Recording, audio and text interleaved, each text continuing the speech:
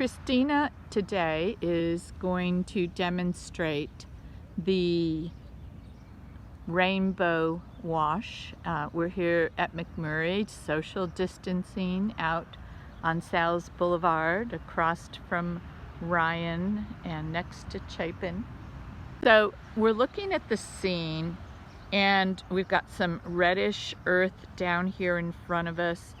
So we're actually going to start with some of her red, that's kind of a cadmium red, that orangish red, and water, and make a long horizontal stripe across the bottom of her canvas. So Christina has added water to her color, and she's adding a little bit more water and a little bit more red.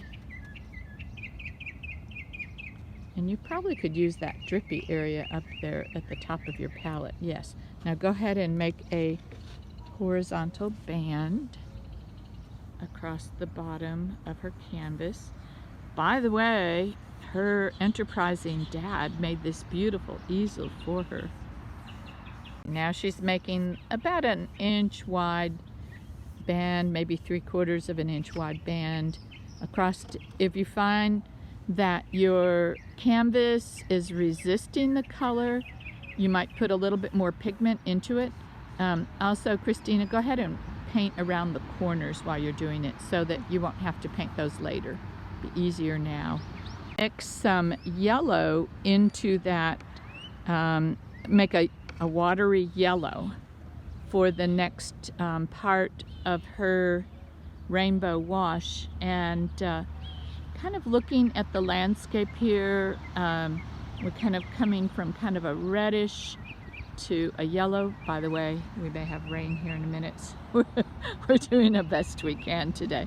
And now she's going to paint across a little bit wider band of the yellow than she did of the orange, just because of all this yellow green. And do you see the yellow daffodils here? Yep. She's getting that nice band of yellow above the orange. Now she's going to mix a little of the green into her yellow and make that watery, and you'll see we have a ton of green here. So she'll probably do several inches of the green on top, and it's okay, y'all, if it drips down over the first color. Here she comes, getting a little bit more water into it, and then she's going to paint her band of green. You'll see that it is okay if it drips down over the first color. All right, she's going to mix a little bit more of her green and widen that band because we have such a large area of green. And it is raining on our heads. Little sprinkle here and there on our heads. And she's using the lid of a plastic shoebox as her palette today. And again, don't worry if it drips down over some of your earlier washes. By the way, every time you paint, you should have a full palette like Christina has here. You should have all your colors out. If you know you're not going to use much of one color, you don't have to put as much of it out, but you may need a dash of it now and then. Now she's going to add blue and a little bit of green into that blue so that there's a transition there in her rainbow wash. Now she's going to add her blue on top of that. And again, do you see that kind of shadow under the tree? We're kind of going for that area right in through there.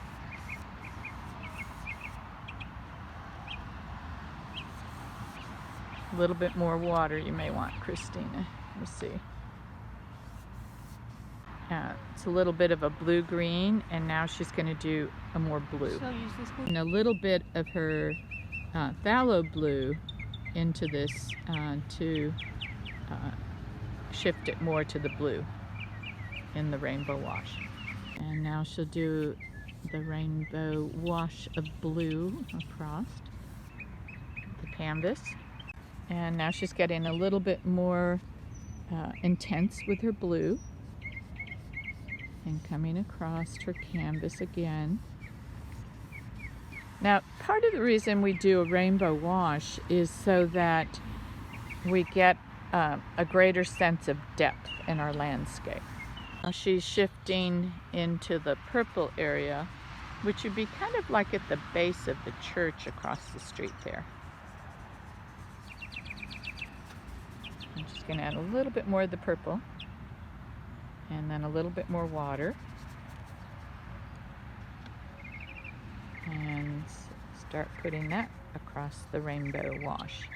Okay, so she's coming across with the purple and getting that part of the rainbow shifting from blue to purple.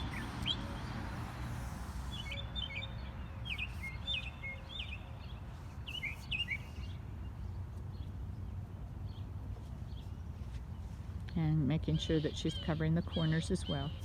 Shifting to some of the a little bit more red into the purple, of the magenta into the purple, and getting a much more reddish purple. More red? Yeah, probably just a little bit more red and a little bit more purple. All right, now she's moving across with the red purple.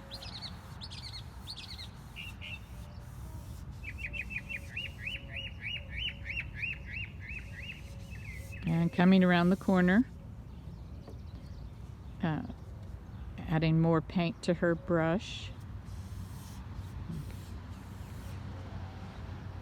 All right, now she's going to clean her brush really well and shift to just the magenta red in another corner of her palette.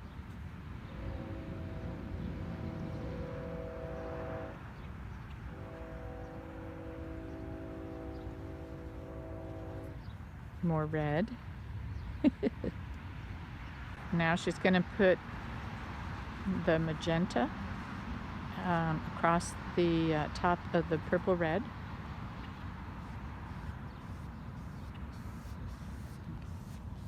More forward stroke, less back and forth stroke. There we go. There we go.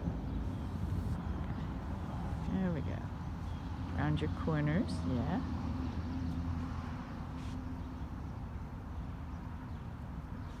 Okay, great. All right, so go ahead and put a little bit more of the magenta red into the water. Stir it in really well. You have to use the tip of the brush when you're stirring the paint. There you go. There you go. There you go. Keep stirring. Get all the brush involved in it. You got a little bit of clunks of paint in there still.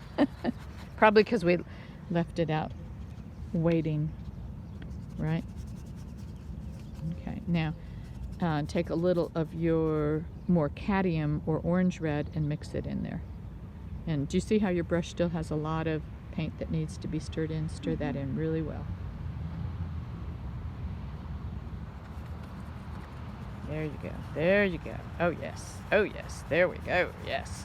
All right. A little bit more of the crimson red, the darker red, into that. So we have a transition-y area. There you go. There you go. Nice. All right. So we're going to do 2 more stripes. So kind of half it, okay? And do 1 stripe of the rainbow across. I think you might need a little bit more water, huh? Yeah, yeah. There you go. Stir it in again really well. All right. Job. Good job. And come across. Maybe try and come from the one direction. Yeah, there you go. There you go. And if you find that an area gets too thick, just come back with a little bit of water. There you go. Go around your corner.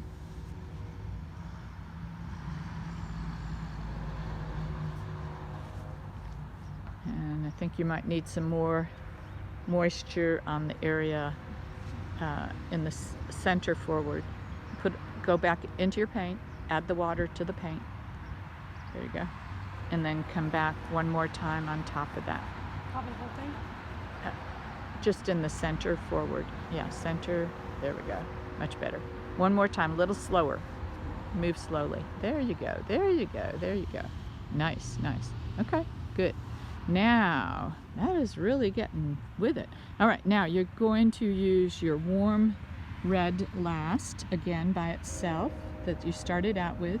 So make sure that we get that more of a cadmium red, and that will fill in the last top of your canvas.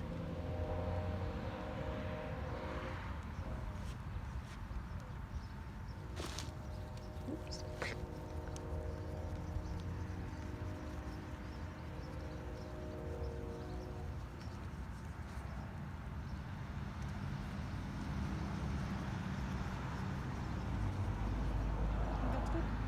Perfect. And then just make sure you cover the top of the canvas and the edge. Make sure you're covering this top of the canvas and the edge with this last red. And then the rainbow and the rain, as it turns out, we're getting rain here. A true rainbow wash done in the rain, right? And so now she will have finished her rainbow wash and can do her sketch of the landscape on top of it. And you'll notice though we're outside, and this last painting assignment is a plein air assignment.